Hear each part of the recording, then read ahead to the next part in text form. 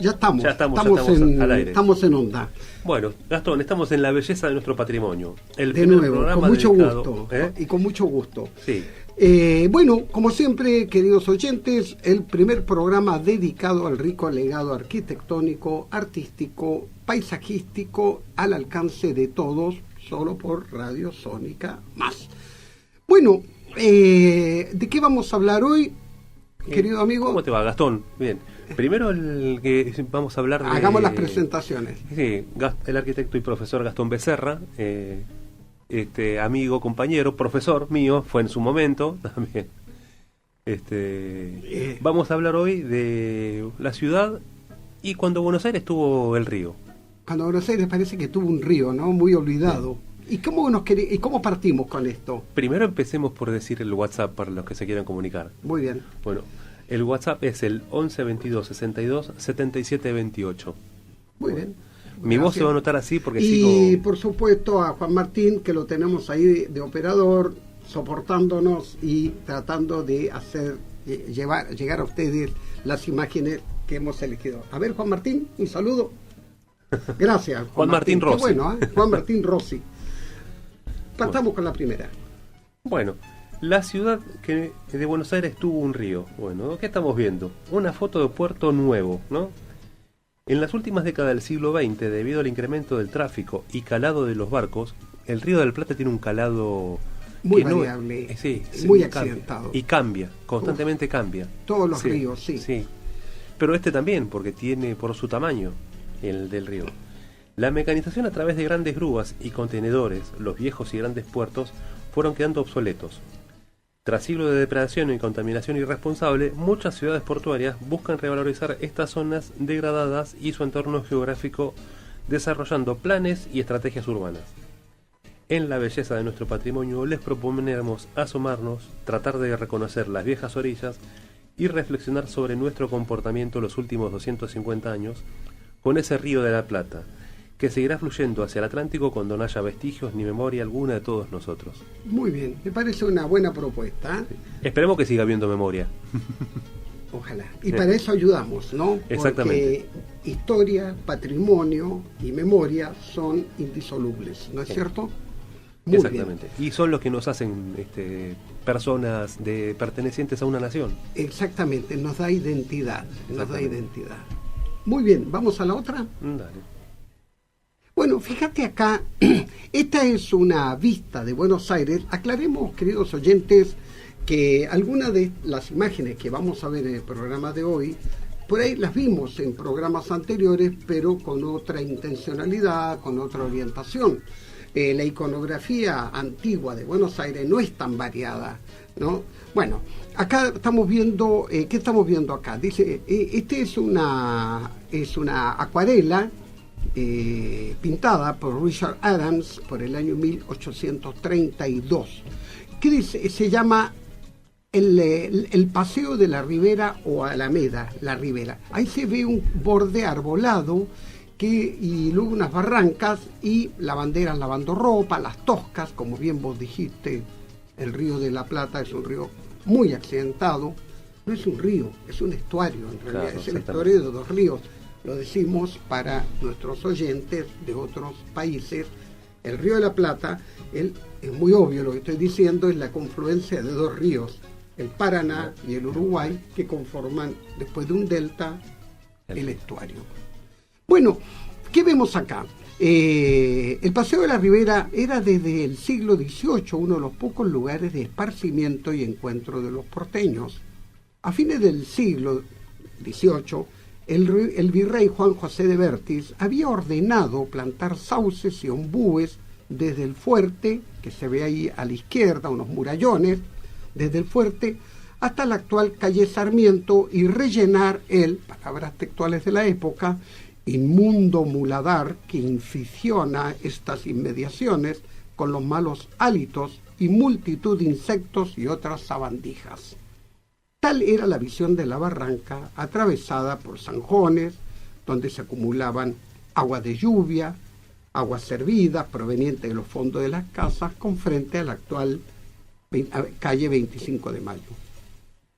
Vértiz, hombre ilustrado, opinaba, El paraje es agradable por la inmediación de este gran río y los paseos públicos son unos adornos que contribuyen tanto a la diversión y salud de los ciudadanos como a la hermosura de la ciudad. Desde el paseo se miraba el río y la playa con sus toscas, como estamos toscas, estas formaciones duras, que químicamente no sé qué es, pero son sumamente duras, ¿no? Y que servían muchas veces a las lavanderas para poner la ropa encima, caminar y poder hacer sus tareas. Entonces desde el paseo se miraba el río y la playa con sus toscas y pozos, donde las lavanderas enjuagaban y colgaban al viento las intimidades de porteñas y porteños, ¿no? Ropa interior enorme también.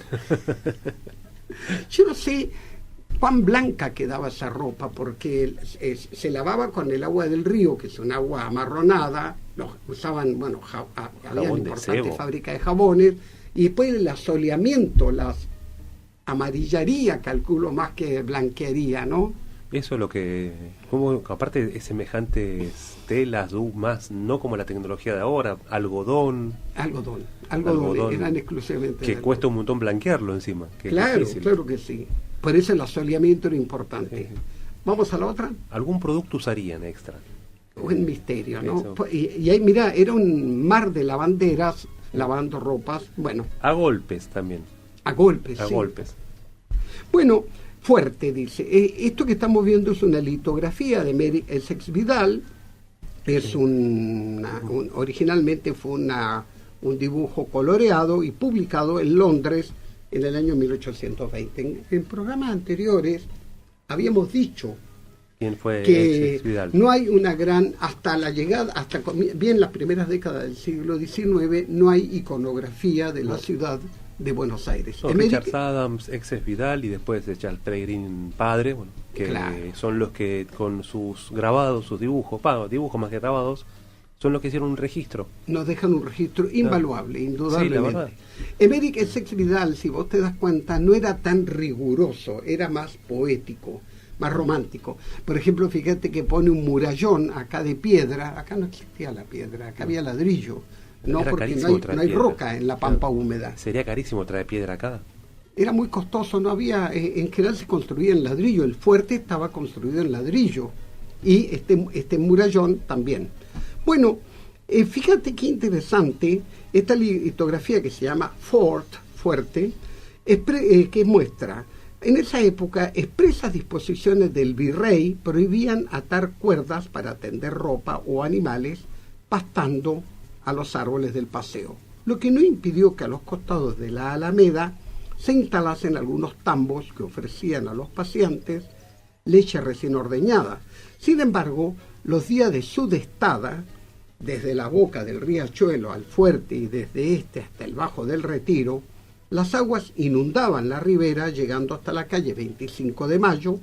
De esa manera el río devolvía las gentilezas que la ciudad le había estado arrojando en cuanto a desechos e inmundicia. Muchas veces se tiraban basuras al río. El río las devolvía cuando podía. También que Buenos Aires no era la única ciudad con estas condiciones higiénicas. Europa también tenía sus condiciones higiénicas también y deplorables, y hasta peores porque tenían poblaciones más grandes. Sí, aclaremos que la basura sólida en general no se tiraba al río. En general se hacían pozos y se arrojaba la basura, que en buena parte era orgánica.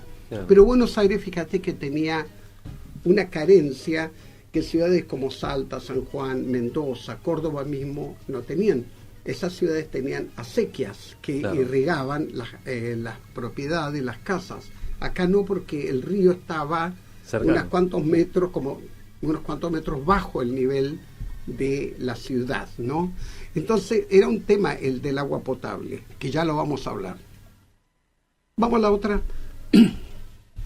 Landing place, o sea, haciendo tierra. Este es un desembarco en Buenos Aires, también una litografía de Emerick Essex Vidal, coloreada y publicada en Londres en 1820. Esto alguna vez lo hablamos. La ciudad carecía de un muelle que justificara llamarla puerto.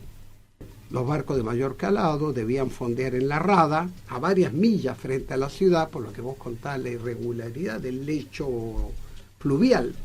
corrían riesgo de encallar, o al otro de encallar, Claro o llegar y después que la cota bajara, cambiara. Y el río tenía bajantes, ¿sí? Cuando soplaba viento del oeste, el Pampero, o sumamente peligroso, es un río muy peligroso para la navegación. Sí.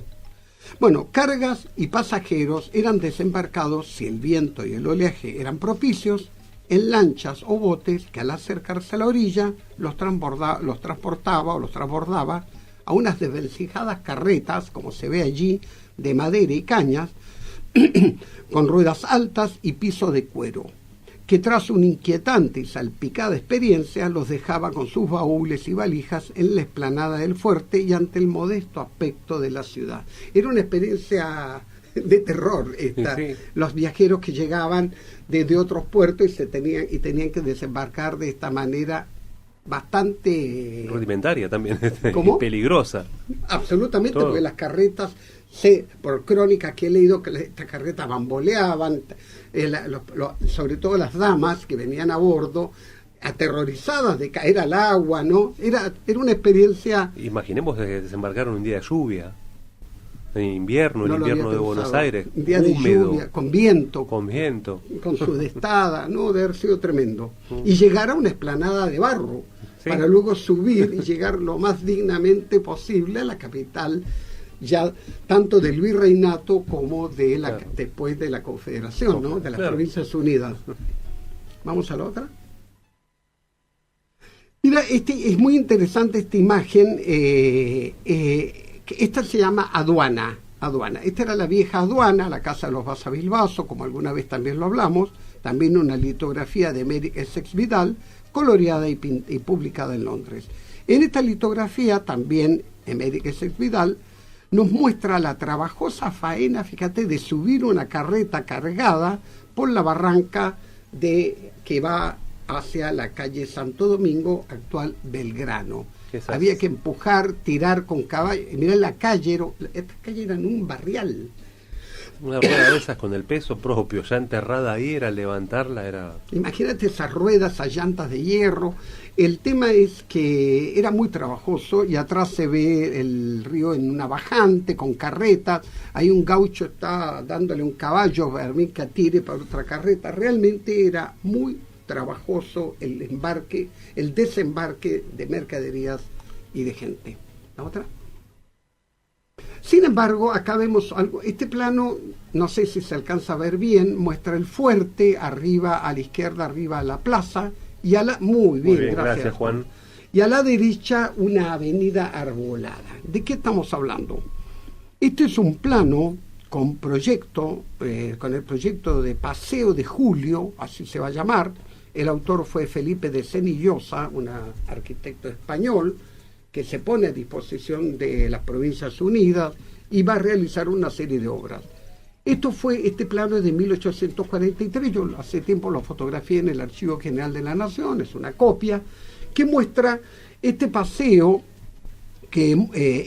proyectado, como dijimos, por Felipe de Senillosa en 1843, perdón, y se hace en 1847, perdón, el proyecto es del 43.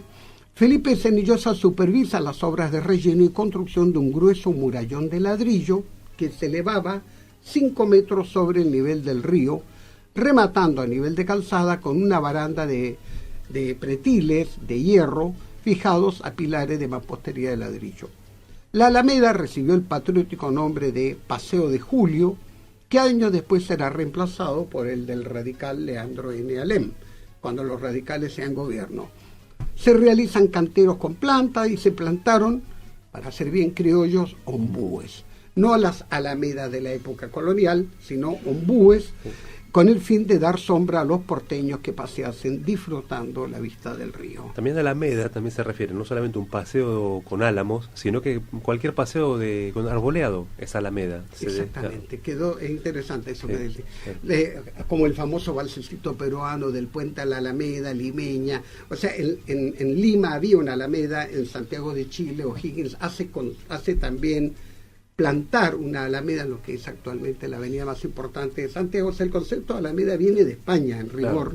Claro. Y estos ombúes los sacaron años después Sí, eran demasiado gauchones, seguramente. Sí, demasiado grandes también. El lugar que ocuparían si hubiesen seguido, que tranquilamente... Debe ser interesante ver esta cantidad de ombúes, ¿no? Que crecen rápido, que son propios, aparte que son vernáculos, que no, muchos botánicos dicen que no es un árbol, en realidad es una planta. Sí, un arbusto. Es un arbustazo, digamos. Sí, flor de arbusto. Flor de arbusto. Vamos a la otra.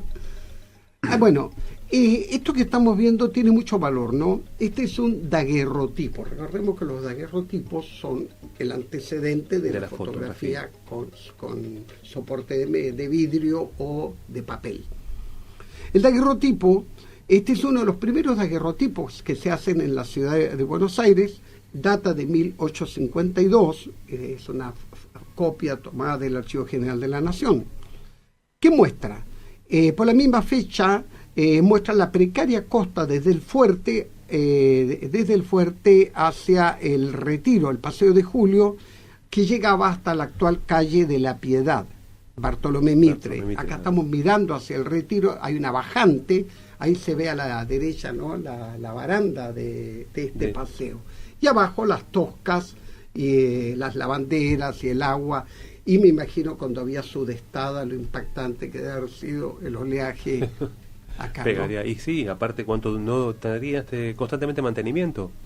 Por el material de aglomerante, que sería más alacal, mortero, alacal, cemento, y ladrillo. Pero bueno, era lo que había, ¿no? Era lo que se podía hacer. Era lo que se podía hacer. Una obra importante, aparte que niveló. Fíjate que no hay pendiente, hacia el río. Y esto estaba a 5 metros sobre el lecho del agua, del lecho del río, perdón. Claro. La otra. Para el lado sur del fuerte la cosa era más precaria, ¿no? Es muy interesante esta costa. Es como que sigue así eso, ¿no? Es como que sigue así también, ¿no? tanto, sí. Más o menos. Esto es mirando desde el fuerte, no se alcanza a ver atrás las torres de la iglesia de San Pedro Telmo. No se ve. Y acá a la derecha hay un gran fuerte, un gran molino, creo que se llamaba Molino de San Francisco, un molino bastante grande. Bueno, ¿qué vemos acá? Este daguerrotipo con vista a la costa hacia el sur, también data de 1852.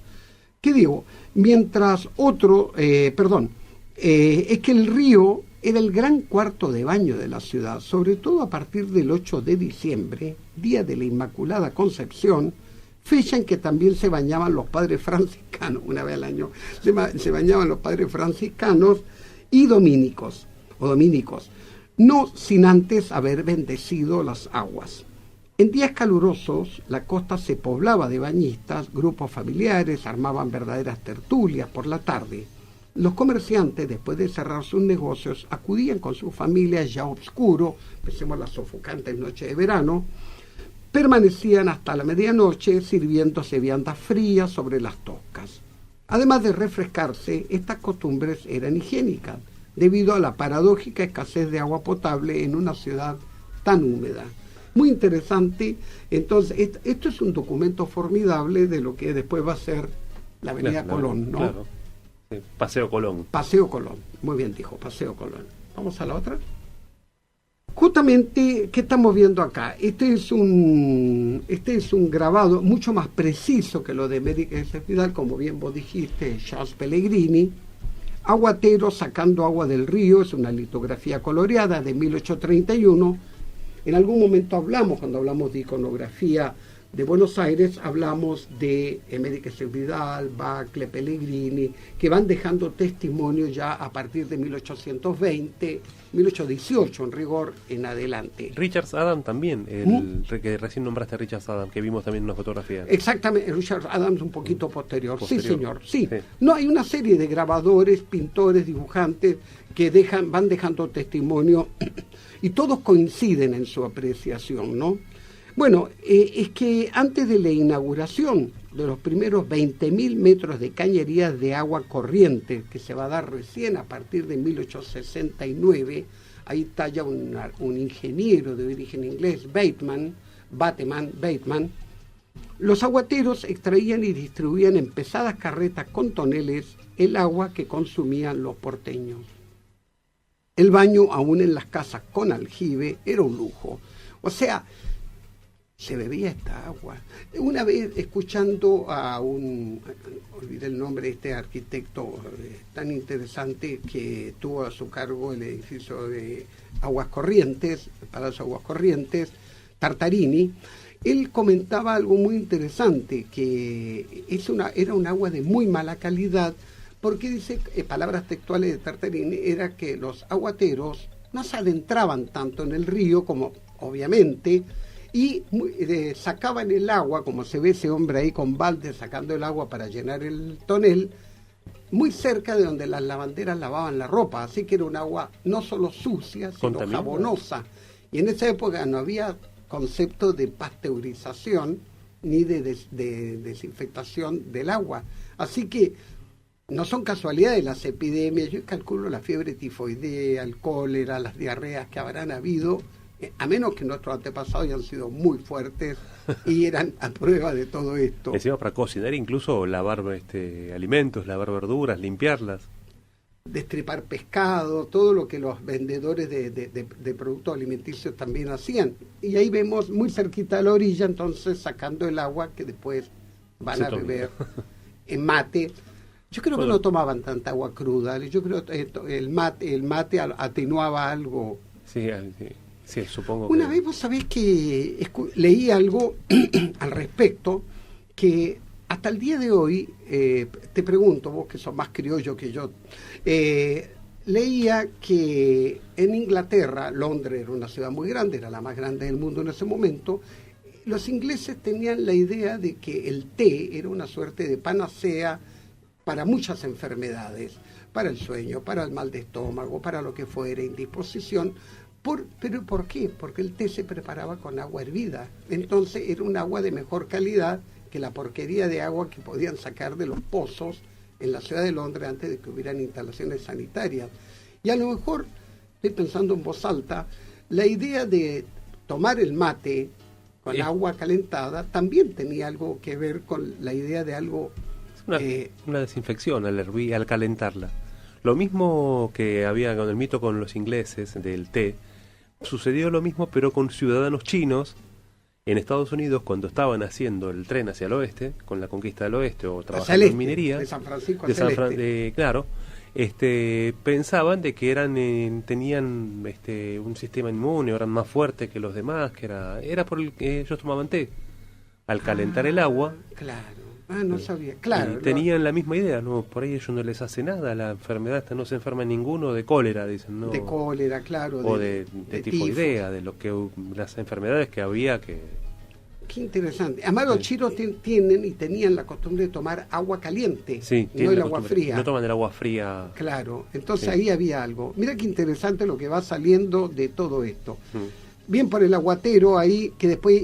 distribuye el agua, como hacen actualmente algunas empresas que llevan el agua en bidones y la gente la compra. Cuando el agua potable de Buenos Aires es muy buena. Es por el gusto que tiene. No tiene buen sabor. Tiene gusto a... No, uno se acostumbra. Uno se acostumbra a las dos, al agua mineral, al agua de bidón que viene, sin sabor a cloro. Exactamente. El agua de la canilla también.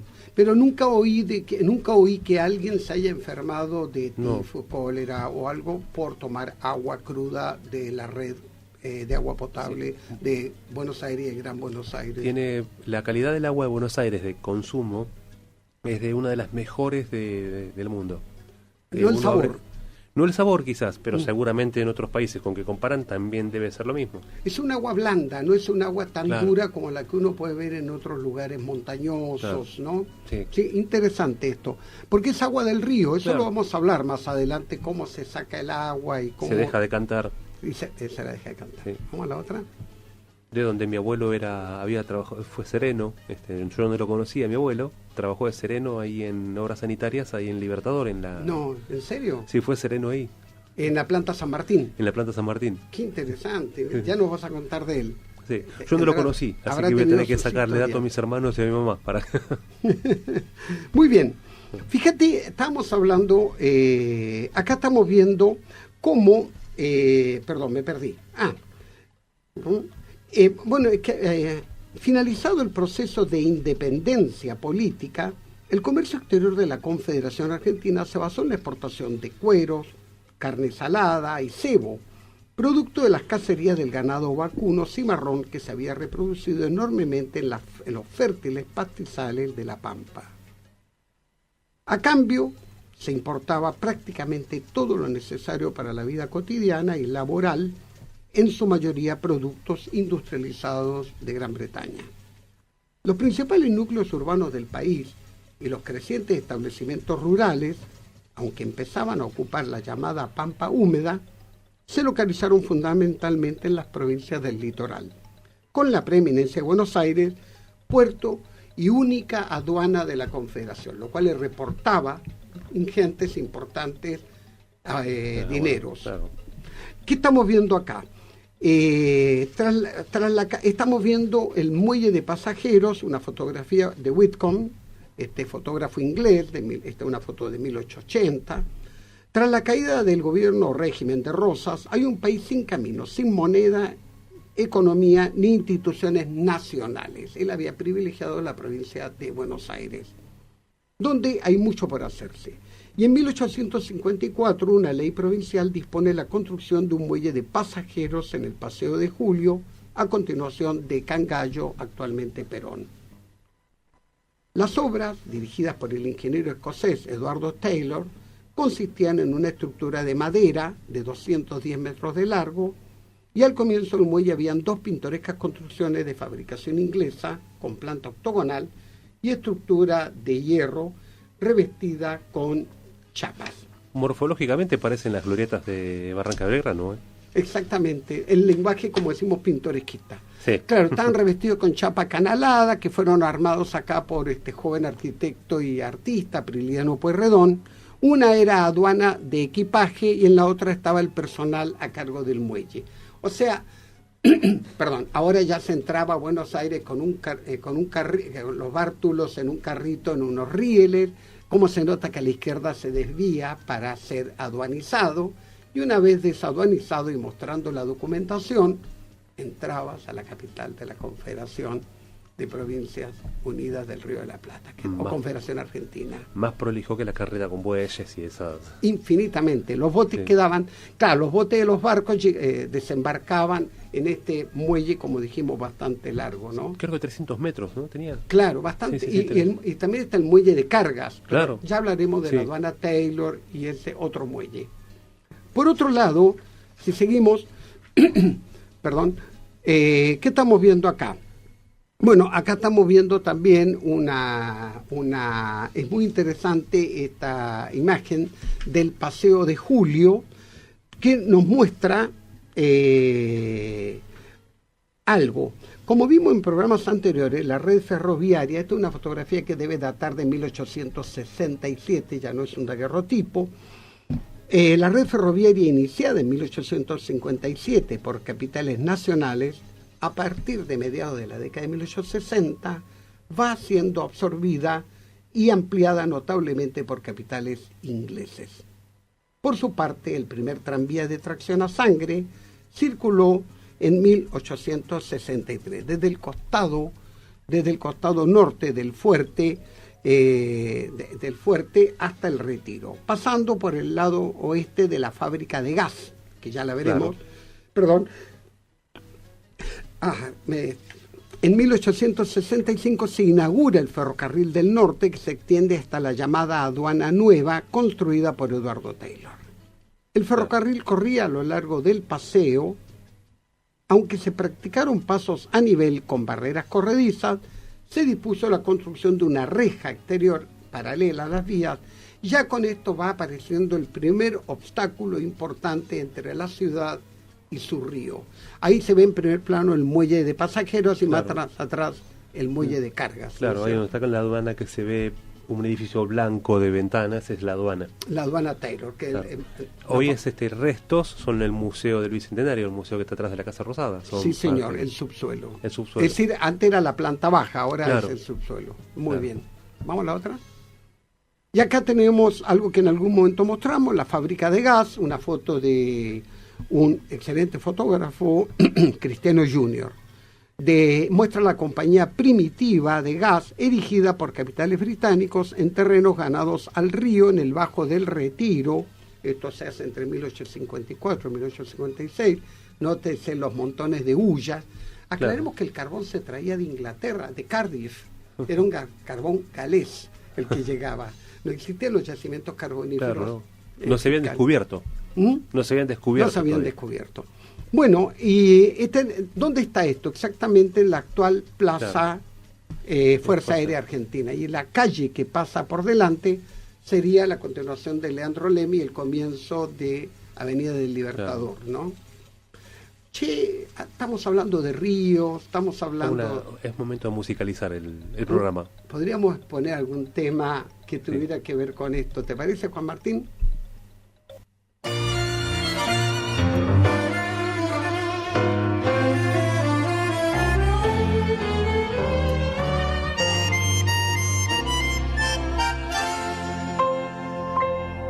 Turbio fondeadero donde van a recalar barcos que en el muelle para siempre han de quedar, sombras que se alargan en la noche del dolor, náufragos del mundo que han perdido el corazón, puentes y cordajes donde el viento viene a aullar, barcos carboneros que jamás han de zarpar, torvo cementerio de las naves que al morir sueñan sin embargo que hacia el mar han de partir.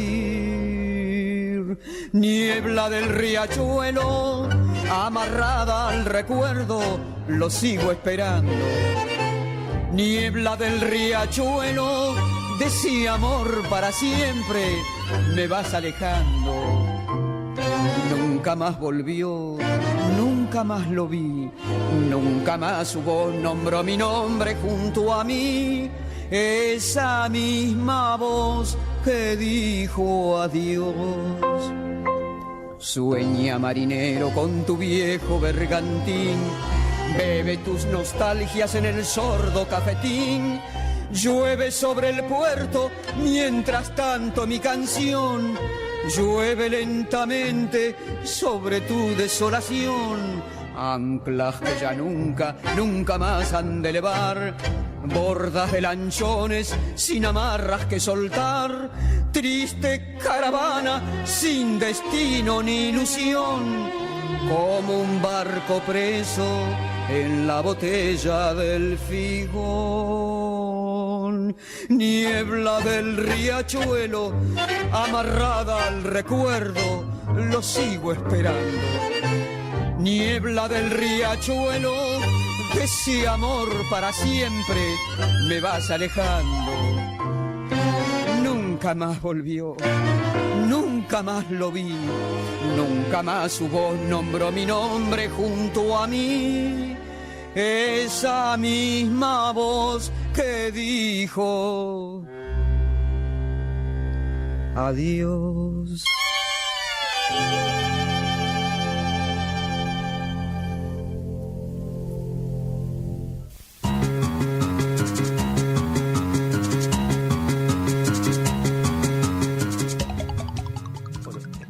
Niebla de Riachuelo por Tita Merelo. La gran es una, Tita Merelo, sí, muy bien. es La más una porteña. composición de Enrique Cadícamo con letra de Cobian. Es pedida justamente por el director Luis Stanislavski para la película La Fuga. Y evoca la nostalgia, la nostalgia de la Boca y el riachuelo, ¿no? Y sí, el desamor también, un poco de todo, porque es la película es así de obviamente se llama La Fuga, de un escape de una prisión. Y de un escape de un amor también, por Sí, lo visto. poco. Te vas diciendo adiós. Sí. Habría que hacer un programa sobre el riachuelo y la Boca, querido Sí. Diego. Y con obviamente que va a entrar en tema Benito Quinquela Martín, seguramente. Indudablemente, el personaje más señero de la Sí. Boca. Sí, autodidacta aparte. Sí, señor. ¿Con qué seguimos? ¿Ponemos la 11? Bueno, la foto número 11. No, la otra. La otra, esta es la fábrica de gas. Bueno, ahí se ve esa diagonal que vemos ahí, esa estructura metálica, que se ve como una diagonal en la fotografía, Es el viaducto... Era de madera. ¿Era de madera? Los postes eran de madera. Ah, yo también creía que era metálico. Claro, yo pensaba, digamos, claro. Sí, ¿no? La lógica. Yo cuando la veía la foto, la analizaba, cuando las veces que la vi, digamos, traer todo eso de Inglaterra, en cuántos barcos, porque no había producción. Igual la madera no era de acá tampoco. Tampoco venía... ¿Qué venía del litoral? ¿Venía del norte? No lo sé, buena pregunta, ¿no? Sí. Y fíjate que el muelle de carga y el muelle de pasajero también la estructura era de madera, no era metálica, ¿no? Hincada en el río. Hasta que hiciera tope. Claro, que hiciera tope. Claro. Bueno, es el viaducto del ferrocarril a la Ensenada, sobre la actual avenida Colón, ¿no? Paseo Colón. Fotografía de Whitcomb, cerca del año 1875, es la foto. En 1869, el ferrocarril de Buenos Aires a la Ensenada parte desde el bajo de la Casa de Gobierno sobre un viaducto de madera de más de 4 metros de altura, sobre la aleatoria costa del río que muchas veces llegaba hasta los edificios. Hasta los bordes. Qué interesante. Claro. Y ahí se ve el molino que habíamos hablado en algún momento. Ahí podemos apreciar ya, perdón, las torres de la iglesia de San Pedro Telmo, ¿no? Claro. Y más atrás la boca, ya directamente, totalmente inundable. ¿De dónde sería tomada esta foto, digamos? Del fuerte. Del fuerte. Del fuerte, claro. Sí. Claro. O Casa de Gobierno, ya por la época que estamos hablando. Sí. Se debería ver más cerca. ¿Será la de Santo Domingo esa? No, la de Santo Domingo, la de San Pedro Telmo. Santo Domingo está al borde a la derecha, se ve la cúpula. Me equivoqué del lugar, no será la de Barracas, la veo muy lejos para hacer la de San Telmo. Son unas cuantas cuadras, sí. Además es medio gran angular, está ampliado eso. Claro. Uno va caminando a veces desde ahí, yo voy. Sí. Vamos. Flor de tirón que hace uno a veces. Bueno, el ferrocarril de Buenos Aires a la Ensenada y obras de relleno, se realizaron. Sobre el viaducto que se extendía desde el actual Hipólito Yrigoyen hasta Casa Amarilla, o sea que desde el microcentro hasta el barrio de La Boca, a partir de 1887 se realizarán obras de relleno debido a la construcción del Puerto Madero. Claro, rellenan con lo que se saca. Mira qué interesante cómo queda el terraplén, ahí se ve el tren viniendo y los rellenos a la izquierda para dar lugar a Puerto Madero, ¿no? Y a la derecha también se nota que la diferencia de altura, que van rellenando... Bastante, claro, 4 metros sobre el lecho del río se rellenó. Un Puerto Madero que se hace pensando que va a funcionar mejor y fue efectivo 10 años nada más. Y menos también, claro, porque tuvieron que hacer el Puerto Nuevo. Sí, señor.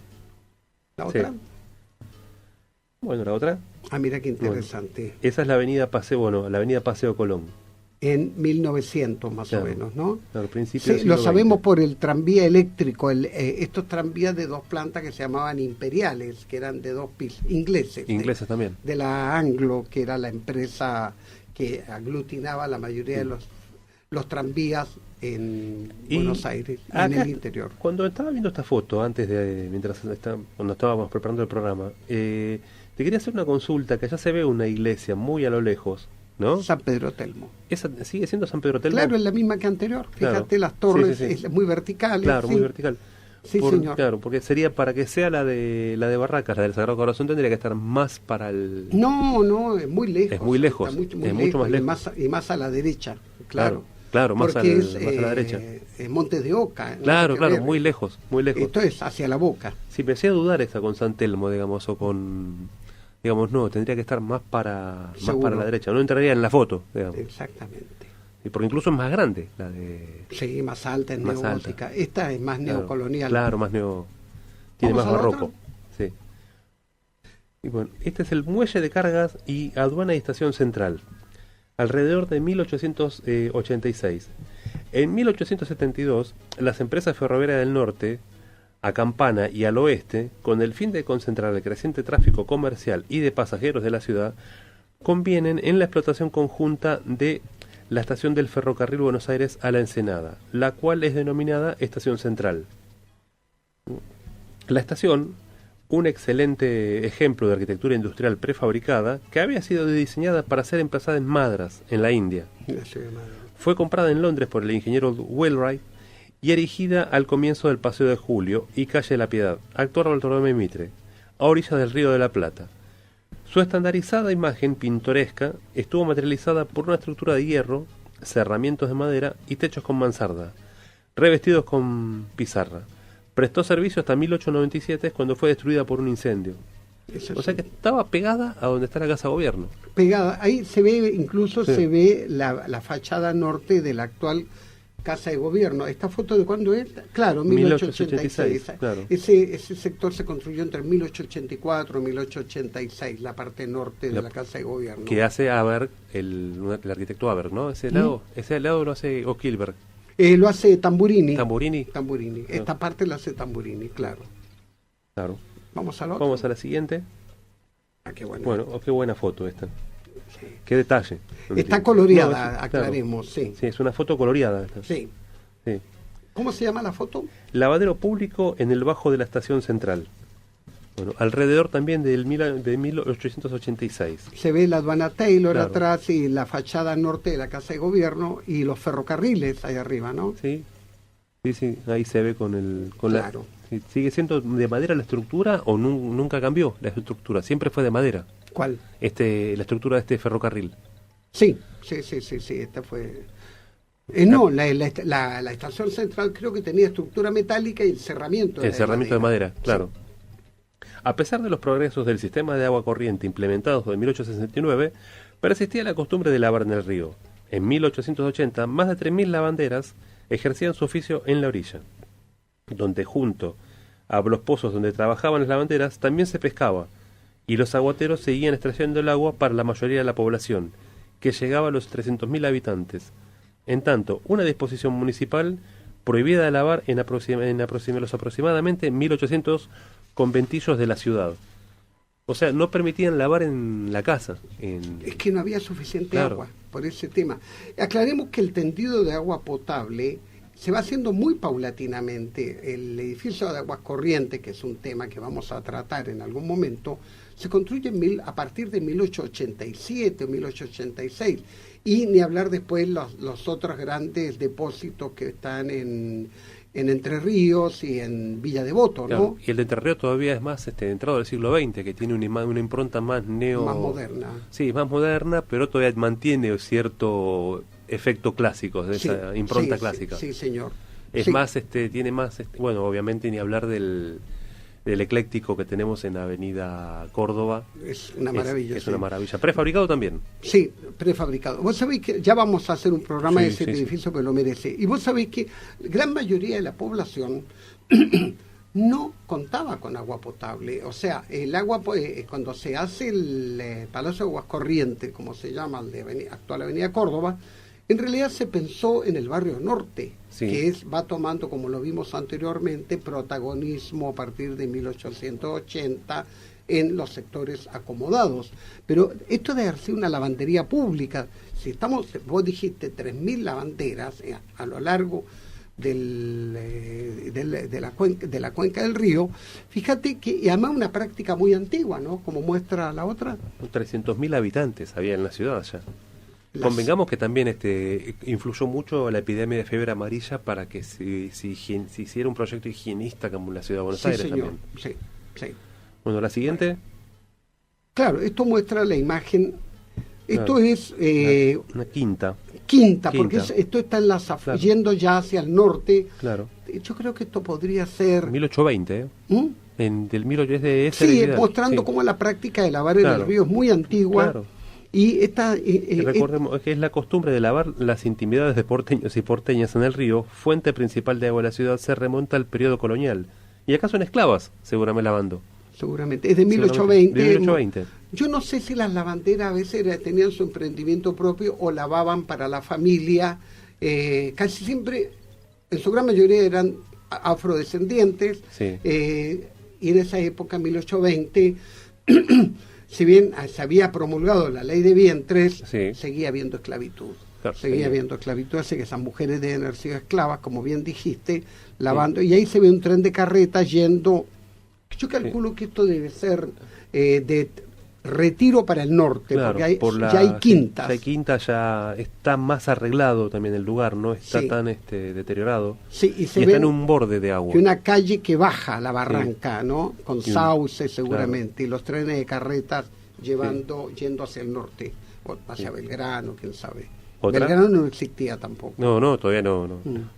Muy buena esta imagen. Sí. Y es de 1820 el dibujo, hay que ver cuándo lo dibujó hasta que se publicó también. Él dibuja entre 1818 y 1820, y Claro. en el año 20 publica, en Londres. En Londres. A ver, Bueno. está.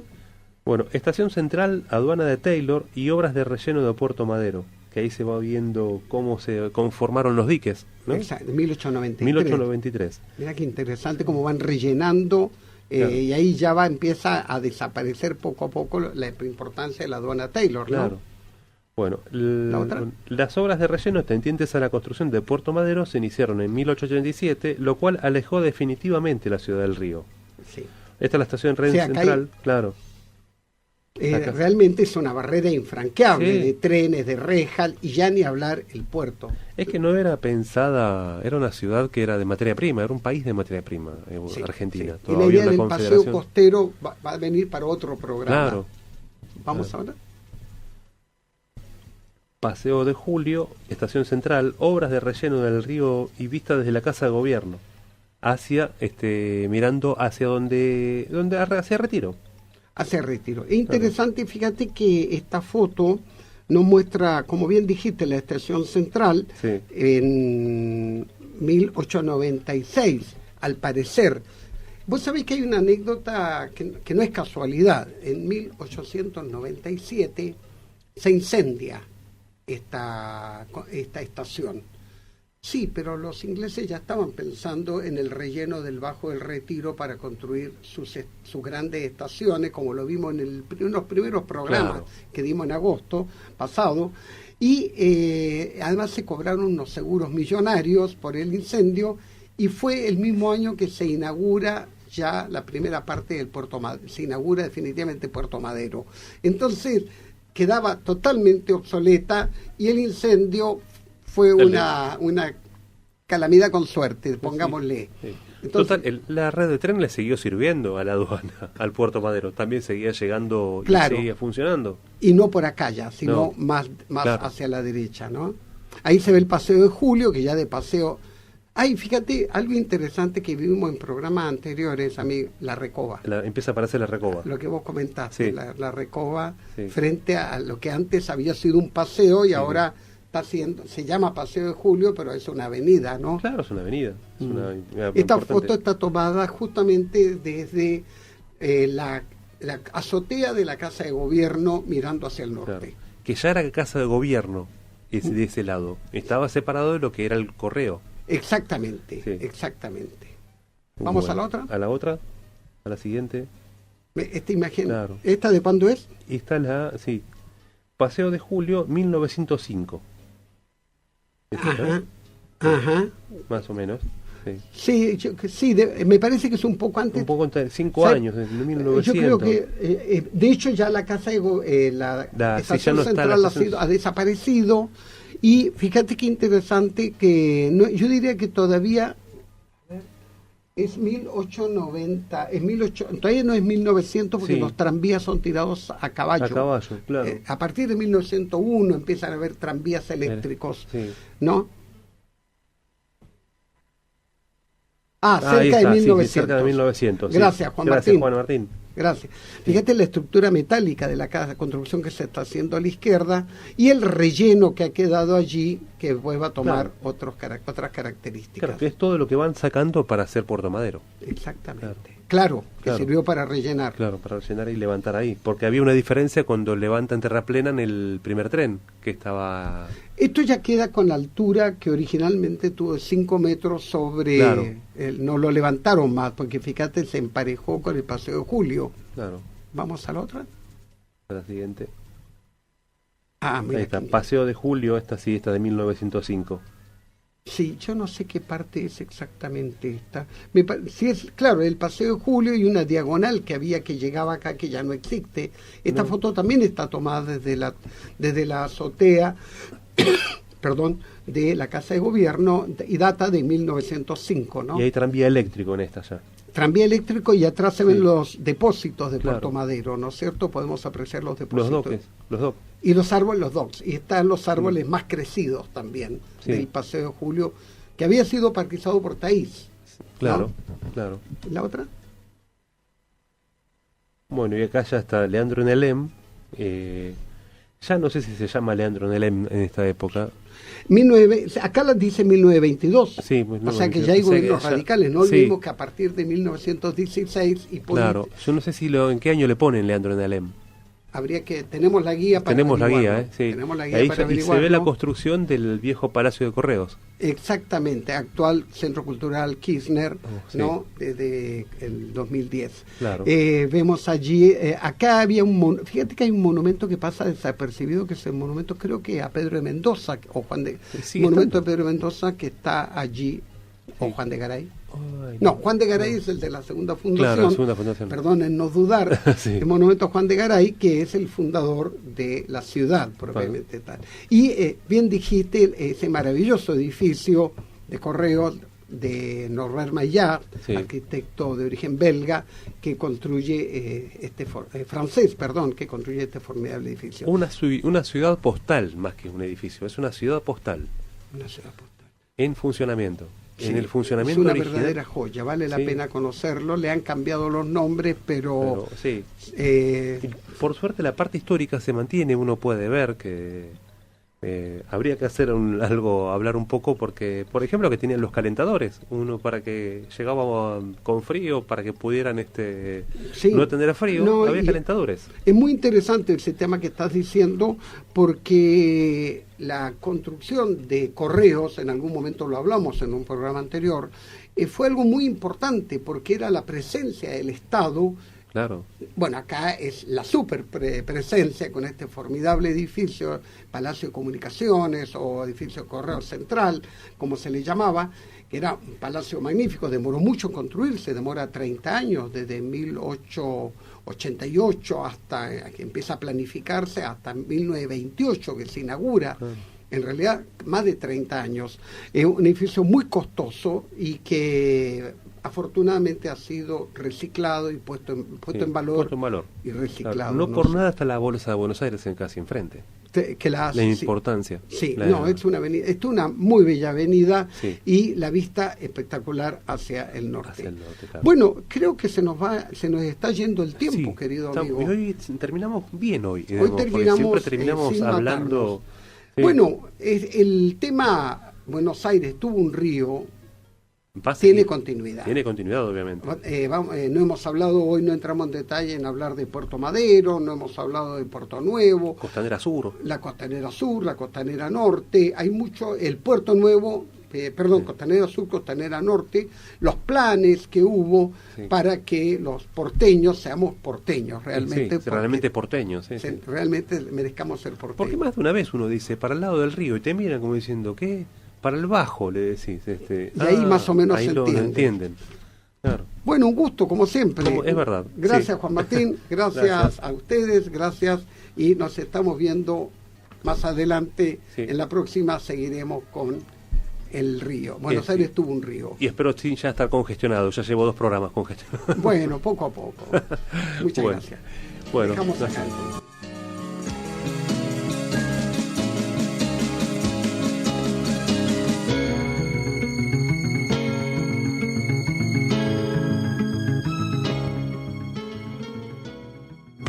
Desde la Ciudad Autónoma de Buenos Aires y llegando a todo el mundo, con estudios en Avenida Callao 194, transmite Sónica Más, una radio del grupo